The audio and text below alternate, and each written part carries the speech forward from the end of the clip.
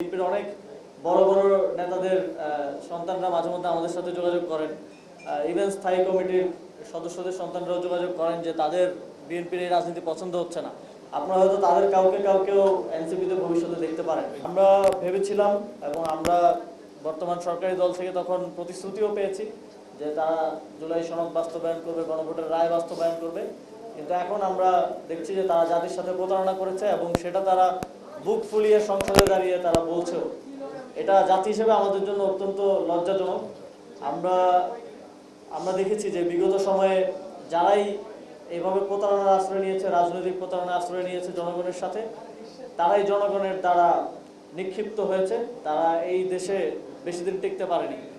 বাংলাদেশের জনগণ সঠিক সিদ্ধান্ত সব সময় নেবে, সামনের দিনেও নেবে।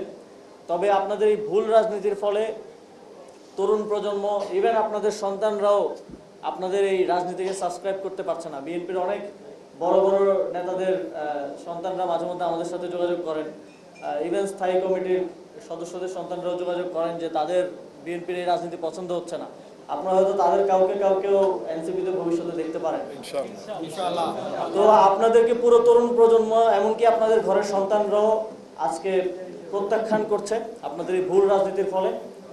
এবং বাংলাদেশে এটাই প্রমাণ করে যে বাংলাদেশে একটা নতুন বাংলাদেশ, যে বাংলাদেশের জন্য এত মানুষ জীবন দিয়েছে, এত আমাদের সহযোদ্ধারা আহত হয়েছে, এটা শুধু সময়ের ব্যাপার মাত্র সেই নতুন বাংলাদেশ বিনির্মাণ। এবং সেই সময়টা খুব বেশি দূরে না, ইনশাল্লাহ সেটা বাস্তবায়ন হবে। এবং আমরা আরেকটি সমসাময়িক বিষয়, আমরা পশ্চিমবঙ্গের নির্বাচনের ফলাফল দেখলাম।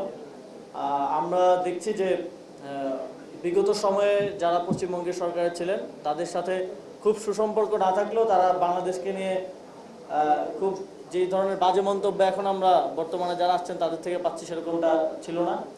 তো আমরা তাদেরকে আহ্বান জানাতে চাই যে আপনারা বাংলাদেশের অভ্যন্তরীণ বিষয় নিয়ে কথা না বলাই ভালো। আমরা আমাদের অভ্যন্তরীণ বিষয় দেখার জন্য বাংলাদেশের রাজনৈতিক দলগুলোই যথেষ্ট, বা আদার স্টেক হোল্ডার যারা আছেন তারাই যথেষ্ট।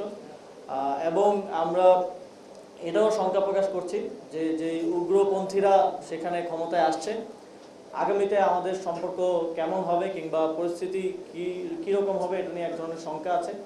আমরা বাংলাদেশের পক্ষ থেকে বাংলাদেশের সার্বভৌমত্ব এবং বাংলাদেশের মাথা উঁচু করে দাঁড়িয়ে থাকার জন্য আমাদের রাজনৈতিক লড়াই অব্যাহত রাখবো। আমরা স্থানীয় সরকার নির্বাচন নিয়ে আমরা শুনেছিলাম, স্থানীয় সরকার মন্ত্রী তিনি বলেছিলেন এই বছরের মধ্যে অবশ্যই নির্বাচন অনুষ্ঠিত হবে, কিন্তু এখন আমরা আবার শুনছি যে এই বছর নির্বাচন তারা করতে চান না। আমরা দেখছি যে হোসেন মোহাম্মদ এরশাদ যেমন সারা দেশে প্রশাসক নিয়োগ দিয়ে রাষ্ট্র পরিচালনা করেছিল, তারেক রহমান ঠিক এরশাদের মতোই রাষ্ট্র পরিচালনা করতে চাচ্ছেন।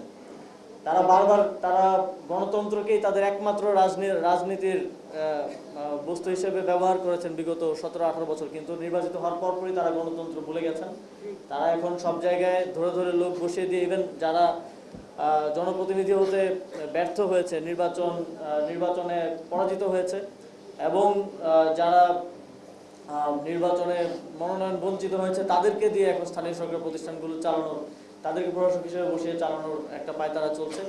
আমরা আহ্বান জানাবো সরকারকে যে আপনারা দ্রুত নির্বাচনের মাধ্যমে আবারও স্থানীয় সরকারের যে অচলাবস্থা আছে সেটা ভেঙে জনগণের যেই সেবার যে কাজ সেটা অব্যাহত রাখার জন্য স্থানীয় সরকার নির্বাচন আয়োজন করুন। এবং এরশাদের মতো দেশ চালালে এরশাদের মতো পরিণতি ভোগ করতে হতে পারে, সেটাও মাথায় রাখবেন।